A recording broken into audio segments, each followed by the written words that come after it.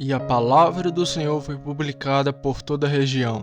Atos capítulo 13, versículo 49.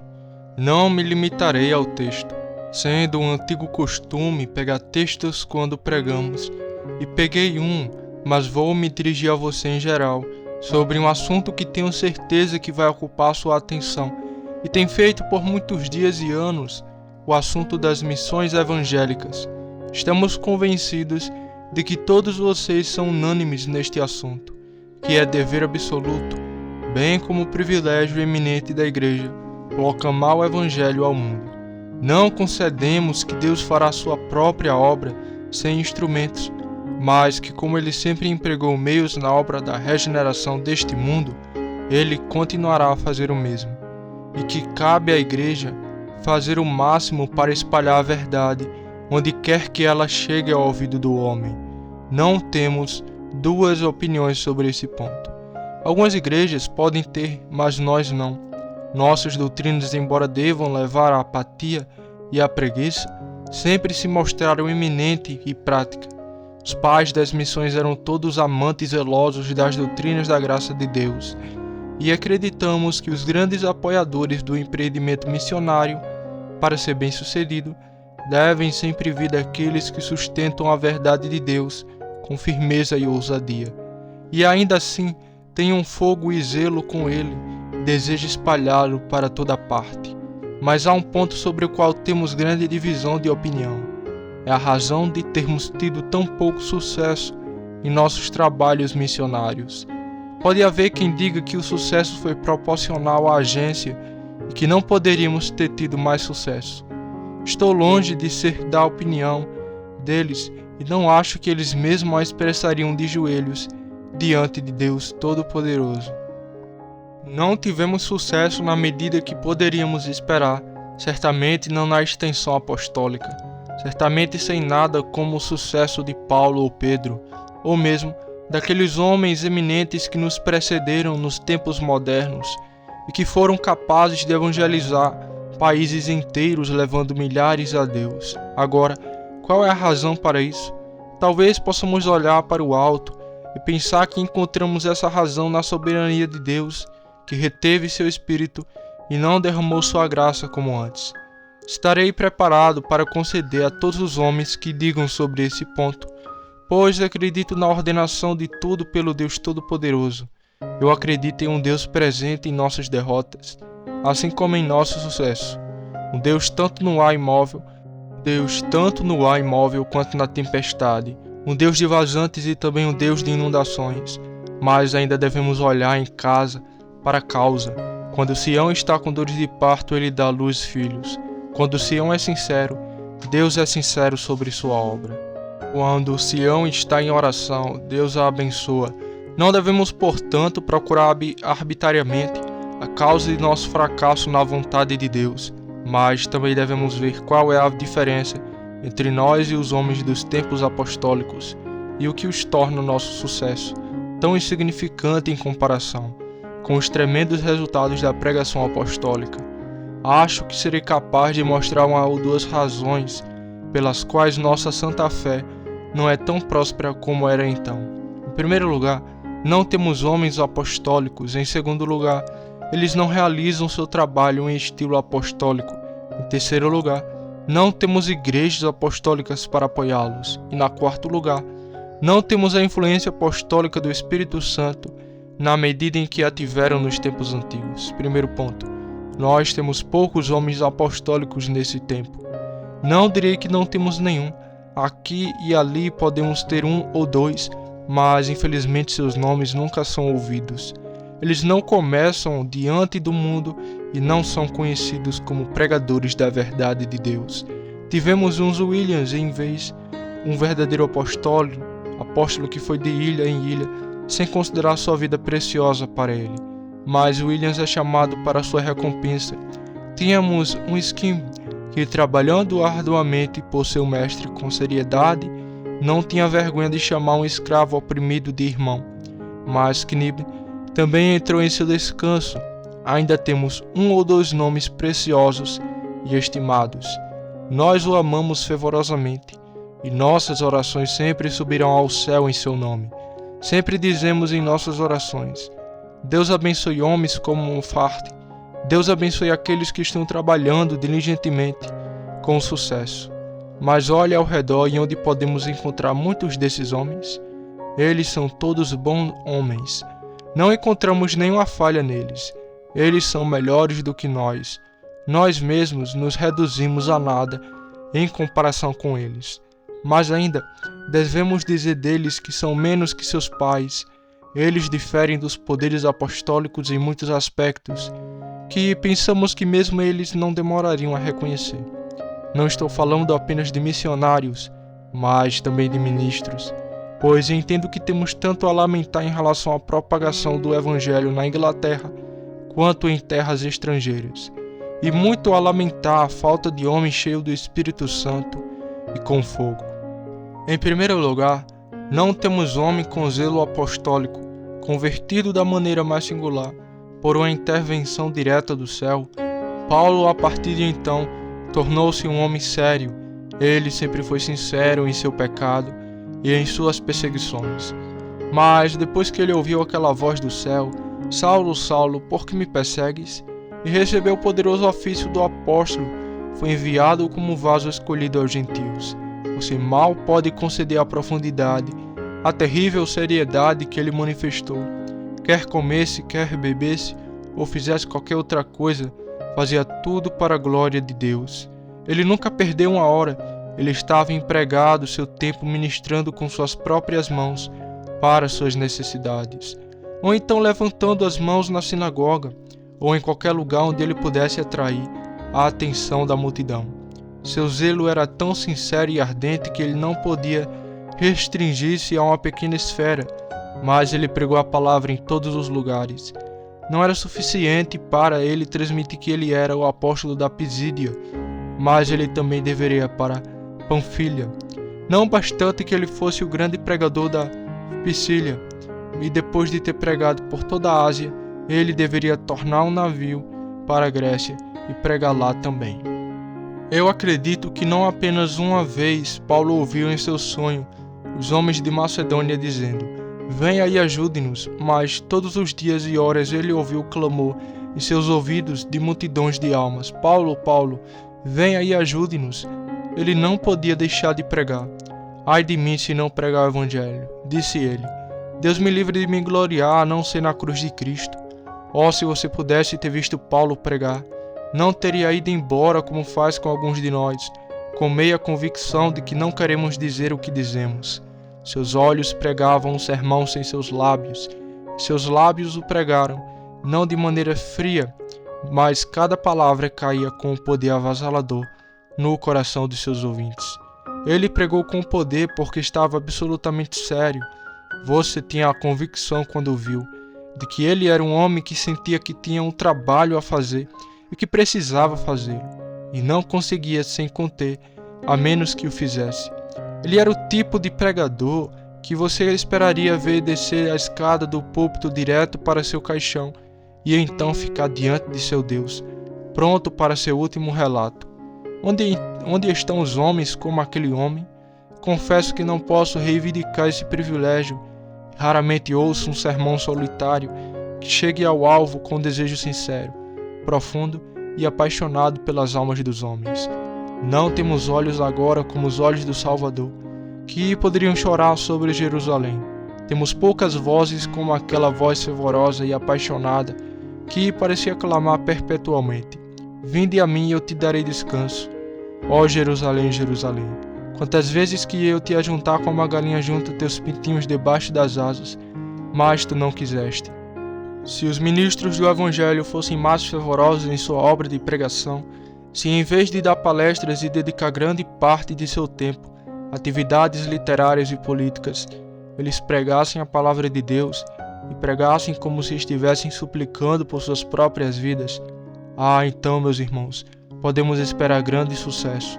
Mas não podemos superar e esperar isso enquanto realizamos nosso trabalho de maneira indiferente e não temos zelo, aquela seriedade, aquele propósito profundo que caracterizou aqueles homens de outrora. Então, novamente, entendo que não temos homens em nossos dias que possam pregar como Paulo, quanto à sua fé. O que Paulo fez? Ele foi para Filipos? Ele conhecia uma alma lá? Nenhum. Ele tinha a verdade de seu mestre e acreditava no poder dela. Ele estava desacompanhado e desprovido de pomba, ou show, ou desfile. Ele não subiu a um púlpito com uma almofada macia para se dirigir a uma congregação respeitável, mas caminhou pelas ruas e começou a pregar ao povo. Ele foi a Corinto, a Atenas, sozinho, para anunciar ao povo o Evangelho de Deus. Por quê? Porque ele tinha fé no Evangelho e acreditava que ele salvaria as almas e derrubaria os ídolos de seus tronos. Ele não tinha dúvidas sobre o poder do Evangelho, mas hoje em dia, meus irmãos, não temos fé no Evangelho que pregamos. Quanto a quem pregam um Evangelho que temem que não salve almas, portanto acrescentam pequenas coisas suas fim de como pensam ganhar homens para Cristo. Conhecemos homens que acreditavam na doutrina calvinista, mas que pregavam o calvinismo pela manhã e o arminianismo à noite, porque temiam que o Evangelho de Deus não convertesse os pecadores. Então eles fabricavam um deles. Eu sustento que um homem que não acredita que o Evangelho de Deus é capaz de salvar a alma dos homens, não acredita de forma alguma. Se a verdade de Deus não salvará as almas dos homens, as mentiras dos homens não poderão. Se a verdade de Deus não levar os homens ao arrependimento, tenho certeza de que não há nada neste mundo que possa. Quando cremos que o Evangelho é poderoso, então veremos que ele é poderoso. Se eu subir neste púlpito e disser, sei que o que prego é verdade, o mundo dirá que sou um egoísta. O jovem é dogmático, sim, e o jovem pretende ser. Ele se gloria disso, ele o guarda para si mesmo como um de seus títulos peculiares, pois acredita firmemente no que prega. Deus me livre de subir cambaleando as escadas do púlpito para ensinar qualquer coisa da qual eu não tivesse certeza, algo que eu esperava que pudesse salvar os pecadores, mais do que eu não estava exatamente certo. Quando eu tiver fé em minhas doutrinas, essas doutrinas prevalecerão, pois a confiança ganha a palma da mão. Aquele que tem coragem suficiente para compreender o padrão e segurá-lo, terá certeza de encontrar seguidores.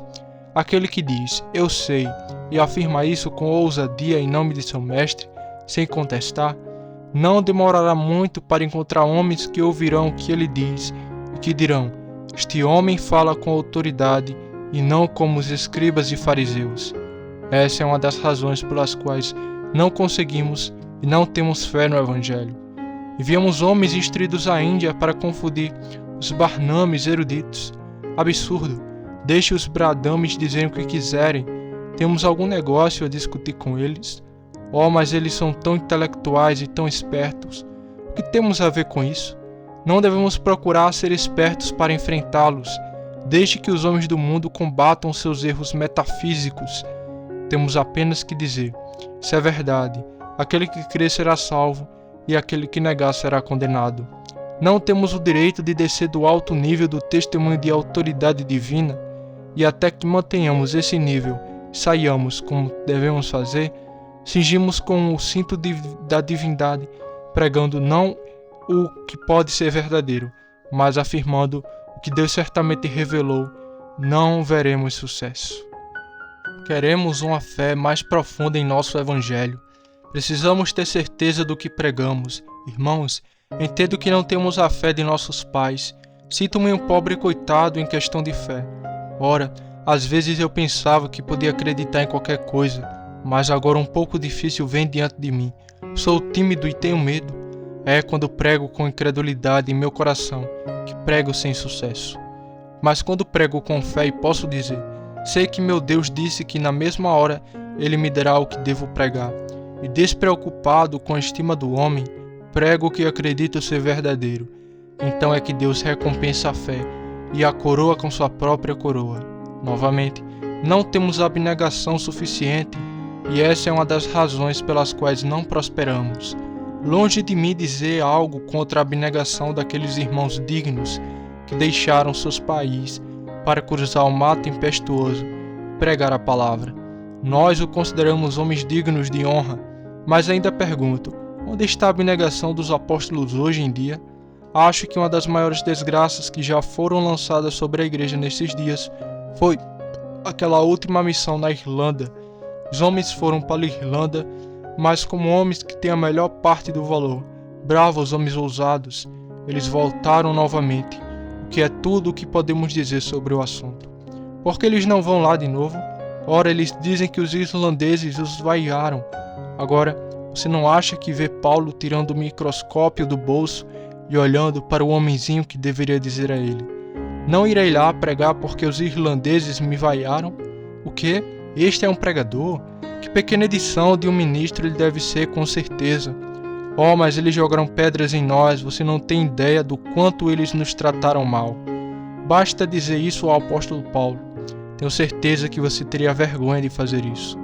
Oh, mas em alguns lugares a polícia interferiu e disse que deveríamos apenas criar um montinho.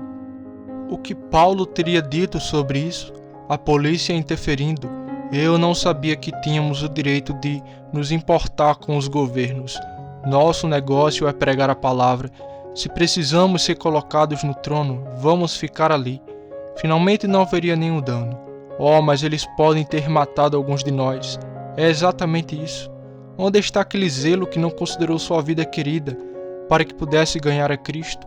Acredito que a morte de alguns de nossos ministros teria prosperado o cristianismo. Por mais que possamos lamentar isso, ninguém mais do que eu, digo que o assassinato de uma dúzia deles não teria sido motivo de tristeza maior do que a matança de nossos homens às centenas em uma luta bem-sucedida por lares. Eu consideraria meu próprio sangue derramado com mais proveito em uma luta tão sagrada. Como o evangelho prosperou antigamente, não houve alguns que deram suas vidas por isso, e outros não caminharam para a vitória sobre seus corpos mortos, e não deveria ser assim agora? Se vamos voltar, por que temos medo de ser morto?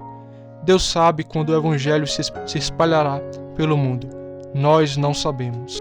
O que os outros missionários fizeram? Eles não enfrentaram a morte em suas formas mais terríveis e pregaram a palavra em meio a inúmeros perigos? Meus irmãos, dizemos novamente, não encontramos nenhuma falha, pois nós mesmos podemos errar da mesma maneira. Mas temos certeza de que não somos como Paulo. Ele foi a um lugar onde o apedrejaram com pedras e o arrastaram para fora como morto. Ele disse: agora no futuro não irei aonde eles vão me maltratar? Não, pois ele diz: dos judeus 5 vezes recebi 40 açoites, menos um. 3 vezes fui açoitado com varas, 3 vezes sofri naufrágio. Tenho certeza que não temos a abnegação do apóstolo.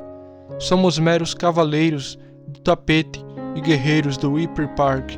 Quando vou para minha própria casa e penso em como estou confortável e feliz, digo a mim mesmo: como faço pouco pelo meu mestre.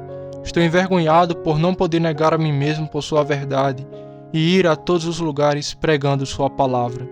Eu olho com pena as pessoas que dizem: não pregue com tanta frequência, você vai se matar. Oh meu Deus, o que Paulo teria dito a tal coisa? Cuide da sua constituição, você é precipitado, você é entusiasta. Quando eu me comparo com o daqueles homens do passado, digo: oh, que se encontre homem chamado assim mesmo de cristão, que procuram interromper nosso trabalho de fé e trabalho de amor por causa de uma pequena consideração sobre a Constituição, que fica ainda mais forte por pregar a palavra de Deus. Mas ouço alguém sussurrando: você deveria fazer uma pequena concessão. Meu caro amigo, faço todas as concessões. Não estou criticando esses irmãos, eles são pessoas boas, somos todos homens honrados, mas direis apenas que, em comparação com Paulo, somos menos do que nada, é vaidade. Pequenas criaturas lípidas, insignificante, que dificilmente pode ser vista em comparação com aqueles gigantescos homens de outrora. Um dos meus ouvintes pode talvez insinuar que esta não é a única causa, ele observa. Acho que você deveria se desculpar, pois os ministros agora não podem fazer milagres. Bem, eu considerarei isso também. Certamente é uma desvantagem, mas não considero uma grande desvantagem, pois se fosse Deus não teria permitido que existisse. Ele deu esse dom à igreja em sua infância, mas agora ela não precisa mais dele. Cometemos um erro ao atribuir muitos aos milagres. Qual foi um deles? Onde quer que os apóstolos fossem, eles podiam falar a língua do povo. bem no tempo que Paulo levaria para caminhar dali até o Hindustão. Poderia aprender inglês e iremos em muito pouco tempo pelos meios de viagem que agora são fornecidos, de modo que não há grande ganho nisso. Então, novamente, para tornar o Evangelho conhecido entre as pessoas, era necessário que milagres fossem operados, para que todos pudessem falar sobre isso. Mas agora há uma impressora para nos ajudar. O que eu disse hoje, dentro de 6 meses, será lido a público. E assim com outros ministros, o que eles dizem e o que fazem pode logo ser impresso e distribuído em todos os lugares.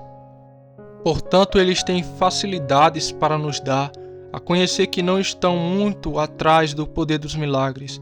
Novamente temos uma grande vantagem sobre os apóstolos. Onde quer que fossem, eram perseguidos e às vezes condenados à morte. Mas agora, embora ocasionalmente ouçamos sobre o massacre de um missionário, a ocorrência é bastante rara. A matança de um inglês em qualquer lugar provocaria uma frota de navios de guerra para punir a ofensa. O mundo respeita o inglês onde quer que ele vá. Ele tem a marca do grande César sobre ele. Ele é o verdadeiro cosmopolita, o cidadão do mundo. Isso não poderia ser dito dos pobres judeus desprezados. Pode haver algum respeito a Paulo, pois ele era um cidadão romano, mas não haveria nenhum respeito aos demais. Não podemos ser mortos agora sem que faça barulho. O assassinato de 2 ou 3 ministros da Irlanda provocaria um tumulto em todo o país. O governo teria de se interpor. A ordenança da terra estaria em pé de guerra, e então poderíamos pregar com a polícia armada ao nosso redor, e assim percorrer a terra, provocando os sacerdotes, assustando o anticristo e levando a superstição às suas tocas para sempre. Em segundo lugar, não realizamos nosso trabalho no estilo apostólico. Como é isso? Porque em primeiro lugar há uma reclamação geral de que não há pregação suficiente por parte de ministro e missionário. Eles se sentem trepatados, estabelecendo escolas e fazendo isso e aquilo. Não temos nada a criticar, mas esse não é o nosso trabalho ao qual eles deveriam se dedicar. O ofício deles é a pregação. Se eles pregassem mais, poderia esperar mais sucesso. O missionário, Chamberlain, pregou uma vez em certo lugar e anos depois foram encontrados discípulos daquele sermão. Williams pregou onde quer que fosse e Deus o abençoou. Moffat pregava onde quer que fosse, seu trabalho era reconhecido. Agora temos nossas igrejas, nossas impressoras, com as quais se gasta muito dinheiro. Isso está fazendo bem, mas não está fazendo bem. Não estamos usando os meios que Deus ordenou, portanto não podemos esperar prosperar. Alguns dizem que há muita pregação hoje em dia na Inglaterra. Bem, é a tendência dos tempos condenar a pregação, mas é a loucura da pregação que deve mudar o mundo.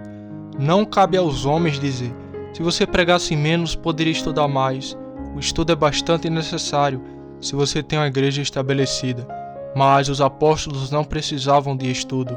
Eu apreendo, mas eles se levantaram e pregaram as simples verdades cardeais da religião, não pregando um texto, mas passando por todo o catálogo da verdade. Portanto, penso que nos trabalhos evangélicos não somos obrigados a insistir em um assunto, pois então precisamos estudar, mas acharemos proveitoso distribuir toda a verdade onde quer que fomos. Assim devemos sempre encontrar palavras à mão e verdades sempre prontas para ensinar ao povo. Em segundo lugar, entendo que um grande erro foi cometido ao não afirmar a divindade de nossa missão, permanecer firme na verdade, como sendo uma revelação não para ser provocada pelos homens, mas para ser acreditada. Sempre sustentando isto: quem crê e for batizado será salvo, aquele que não crê será condenado. Muitas vezes fico triste quando leio sobre nossos missionários discutindo com os Brahmanes, e às vezes é dito que o missionário espancou o Brahmane porque ele manteve seu temperamento, e assim o evangelho ganhou grande honra pela disputa. Entendo que o evangelho foi rebaixado pela controvérsia. Acho que o missionário deveria dizer: vim para dizer-lhe algo que o único Deus do céu e da terra disse, e digo-lhes antes de anunciá-lo, que se você não acreditar, você será salvo, e se não, você será salvo. Eu vim para dizer a vocês que Jesus Cristo, Filho de Deus, se fez carne, para morrer pelo pobre homem indigno, para que por sua mediação, morte e sofrimento, o povo de Deus pudesse ser libertado. Agora, se você me ouvir, você ouvirá a palavra de Deus. Se não o fizer, sacudo a poeira de meus pés contra você e vou para outro lugar. Veja a história de cada impostura. Isso nos mostra que a reivindicação de autoridade garante um certo grau de progresso. Como Maomé chegou a ter uma religião tão forte em seu tempo? Ele estava sozinho, foi ao mercado e disse: recebi uma revelação do céu. Era mentira, mas ele persuadiu os homens a acreditar. Ele disse: tem uma revelação do céu. As pessoas olharam para o rosto dele e viam que ele olhava com seriedade, acreditando no que dizia. Cerca de 5 ou 6 deles se juntaram a ele. Ele provou o que disse. Ele não. Você deve acreditar no que eu digo, ou não haverá paraíso para você. Disse ele: há um poder nesse tipo de homem, e onde quer que ele fosse, sua declaração era acreditada, não com base no raciocínio, mas em sua autoridade, que ele declarou ser de Alã. E um século depois que ele proclamou sua impostura pela primeira vez, 1000 brilharam de 1000 bainhas. Sua palavra foi proclamada na África, Ásia e até na Espanha. O homem reivindicou a autoridade. Ele reivindicou a divindade e, portanto, tinha poder. Considere novamente o aumento do mormonismo. Qual tem sido sua força? Simplesmente isso, a afirmação do poder do céu. Essa afirmação é feita e as pessoas acreditam nela. E agora eles têm missionários em quase todos os países do globo habitável, e o livro de Mormon está traduzido em muitos idiomas. Embora nunca possa haver uma ilusão mais transparente ou uma falsificação menos habilidosa e mais mentirosa na própria superfície, essa simples pretensão ao poder tem sido o meio de carregar o poder com ela. Agora, meus irmãos, temos poder, somos ministros de Deus, nós pregamos a verdade de Deus. O grande juiz do céu e da terra nos disse a verdade. E o que devemos fazer para disputar com os vermes do pó?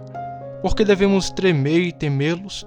Vamos nos destacar e dizer: somos servos do Deus vivo, contamos a vocês o que Deus nos disse e os advertimos. Se vocês rejeitarem nosso testemunho, será melhor para Tiro e Sidom no dia do julgamento do que para vocês. Se as pessoas jogarem isso fora, teremos feito o nosso trabalho. Não temos nada a ver com fazer os homens acreditarem. A nossa é testemunhar de Cristo em todos os lugares, pregar e proclamar o Evangelho a todos os homens. Mas há uma passagem da Bíblia que parece militar contra o que eu disse. Se a tradução comum for verdadeira, a passagem que diz que Paulo disputava na escola de um certo tirano. Mas isso é melhor traduzido em inglês. Ele dialogou na escola de um tirano. Albert Durnes diz que disputado não é a tradução feliz, pois não existe tal ideia transmitida pela palavra. Jesus, quando pregava, dialogava. Quando o homem veio e disse a ele: Mestre, o que devo fazer para herdar a vida eterna? Ele dialogou com ele. Quando outros lhe disse: Fala, Senhor, a meu irmão que reparta comigo a herança, Cristo não discutiu com ele, mas dialogou. Seu estilo usual era dirigir-se ao povo e raramente disputar com os homens. Poderíamos desistir de todos os livros que foram escritos em defesa do cristianismo se apenas pregássemos a Cristo.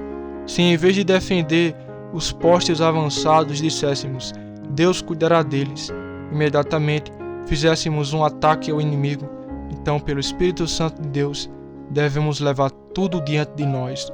Ó Igreja de Deus, acredite-se invencível e você é invencível, mas fique para tremer e temer, e você está desfeito.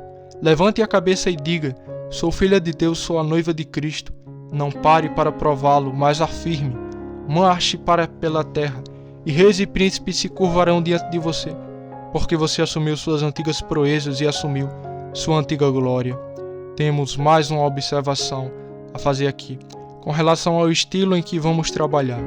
Temos que não temos o suficiente de método divino e itinerância.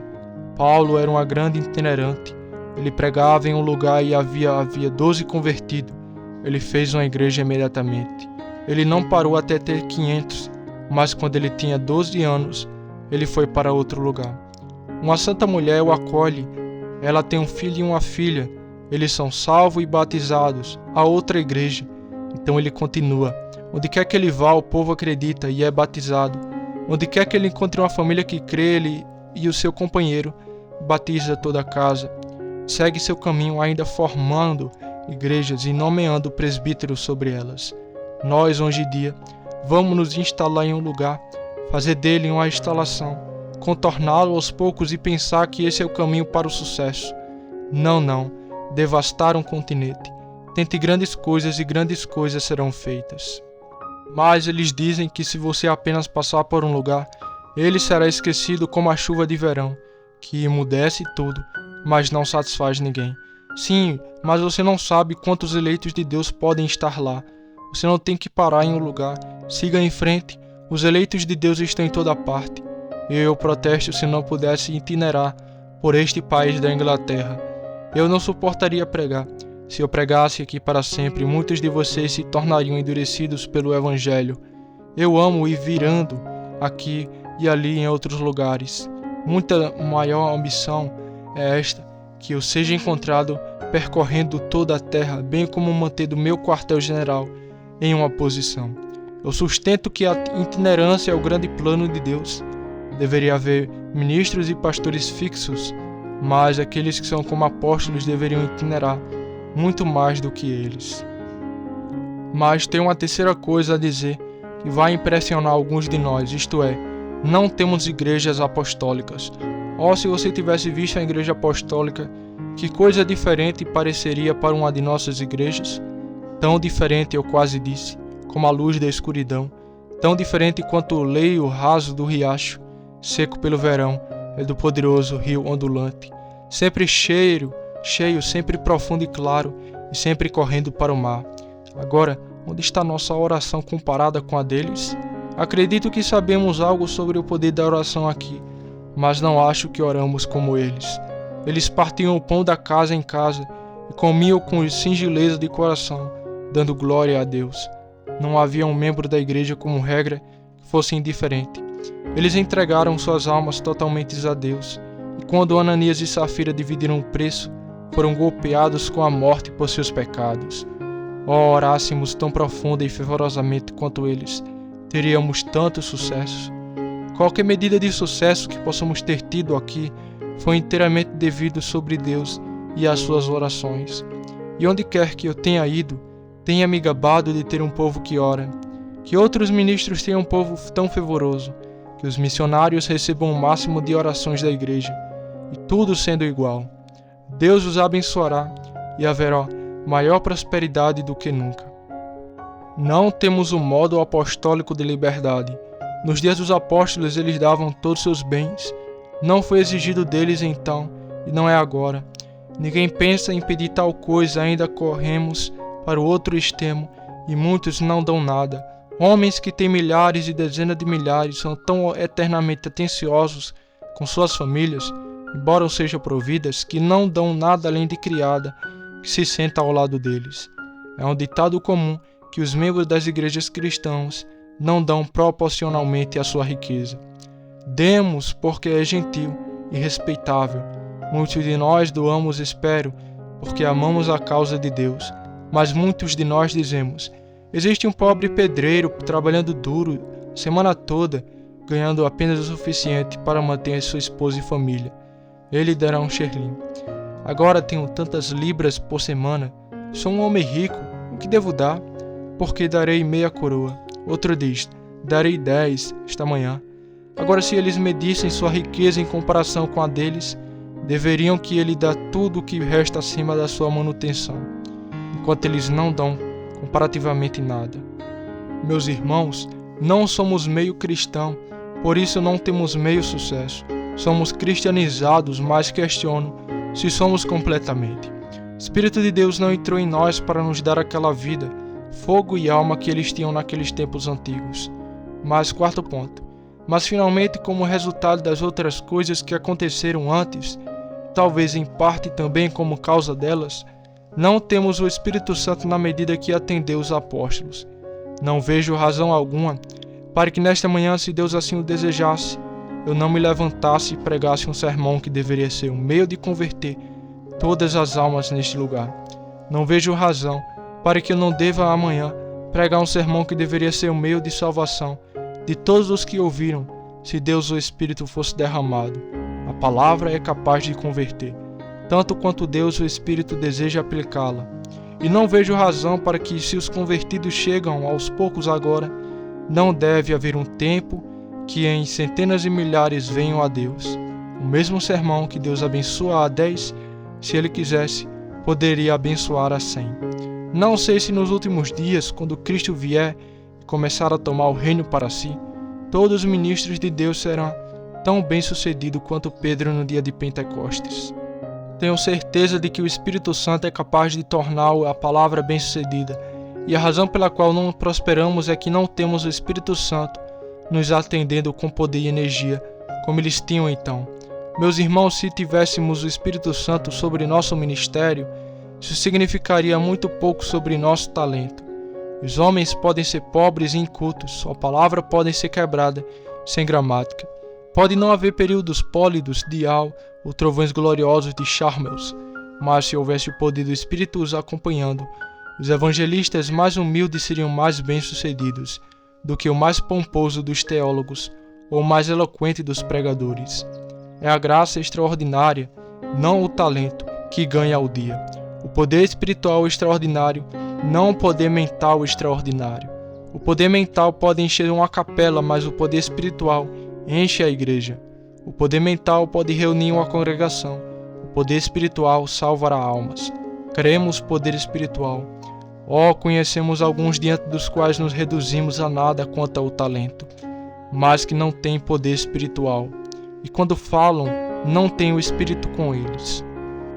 Mas conhecemos outros homens dignos de coração simples, que falam o dialeto de seu país e que se levantam para pregar em seu país. E o Espírito de Deus reveste cada palavra com poder.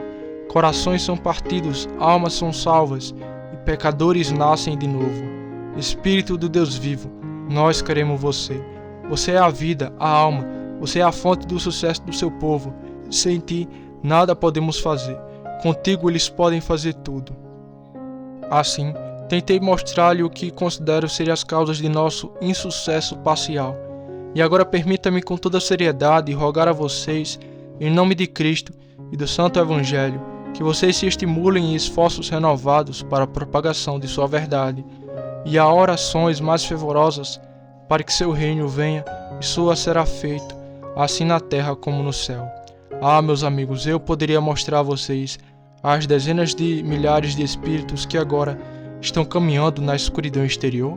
Se eu pudesse levá-los à sombria câmara do inferno e mostrar-lhe miriades e miriades de almas pagãs em tortura indescritível, não tendo ouvido a palavra, mas sendo justamente condenados por seus pecados, acho que vocês poderiam se perguntar: eu fiz alguma coisa para salvar essas miriades infelizes?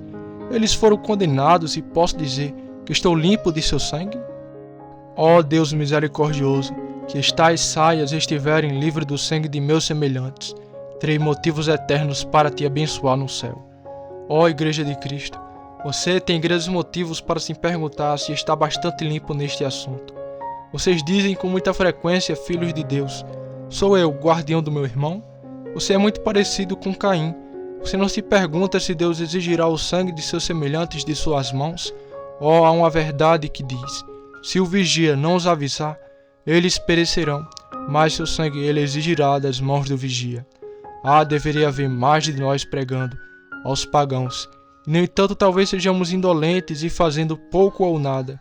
Há muitos de vocês, sim, todos vocês que deveriam estar fazendo muito mais do que você é, para fins evangélicos e a propagação do Evangelho de Cristo.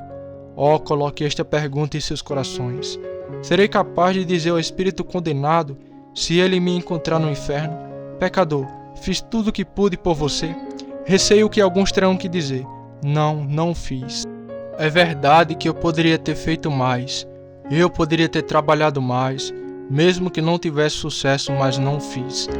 Meus queridos amigos, acredito que é uma grande razão para alguns de nós suspeitarmos se acreditamos em nossa religião. Certa vez, um infiel encontrou um cristão e disse: sei que você não acredita na sua religião. Por quê? Perguntou o cristão. Porque por anos você passou por mim a caminho de minha empresa. Você acredita, não é, que existe o inferno, no qual os espíritos dos homens são lançados? Sim, eu tenho.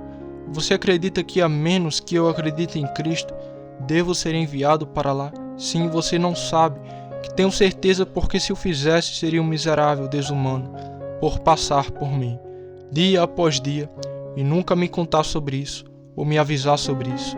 Eu sustento que existem alguns cristãos que são verdadeiramente culpados nesse assunto. Deus os perdoará. O sangue de Cristo até pode lavar isso, mas eles são culpados. Você já pensou no tremendo valor de uma única alma? Meus ouvintes, se houvesse apenas um homem não salvo na Sibéria, e além disso todo mundo fosse salvo, se Deus movesse nossas mentes, valeria a pena para todas as pessoas na Inglaterra irem atrás dessa única alma. Você já pensou no valor de uma alma? Ah, você não ouviu os uivos e gritos no inferno. Você não ouviu as poderosas canções e hosanas do glorificado. Você não tem noção do que é a eternidade, se não saberia o valor de uma alma. Vocês que foram quebrantados pela convicção, humilhados pelo Espírito e levados a clamar por misericórdia por meio da aliança de Jesus, sabem algo sobre o valor de uma alma, mas muitos dos meus ouvintes não sabem. Poderíamos pregar descuidadamente, poderíamos orar friamente, se soubéssemos que coisa preciosa é a que nos preocupa. Não, certamente devemos ser duplamente sinceros para que Deus queira salvar os pecadores. Tenho certeza de que o atual estado de coisas não pode durar muito. Estamos fazendo quase nada. O cristianismo está em baixa. Pessoas pensam que nunca será muito melhor, que é claramente impossível fazer maravilhas nestes dias. Estamos em uma condição pior do que as nações católicas romanas, quando um homem, um Lutero, pregou. Então Deus pode encontrar um Lutero agora. Não estamos em um estado muito pior do que quando Whitefield começou a pregar, e ainda assim Deus pode encontrar seus Whitefields agora. É uma ilusão supor que não podemos ter sucesso como eles. Deus nos ajudando, nós iremos. Deus nos ajudando por seu Espírito, veremos coisas maiores do que isso. De qualquer forma, nunca deixaremos a Igreja de Deus descansar se não a virmos prosperar, mas entraremos em nosso protesto sincero contra a frieza e a legalia dos tempos, e enquanto esta nossa língua se mover em nossa boca, protestaremos contra a frouxidão e a falsa doutrina tão desenfreada nas igrejas. E então, aquela feliz dupla reforma, uma reforma na doutrina e no espírito, será realizada em conjunto. Então Deus sabe apenas o que diremos. Quem são estes que voam como nuvens e como pombas para suas janelas? E dentro em pouco o brando de Cristo será ouvido. Ele mesmo descerá do céu, e ouviremos dizer e cantar: Aleluia, aleluia, aleluia. O Senhor Deus onipotente reina.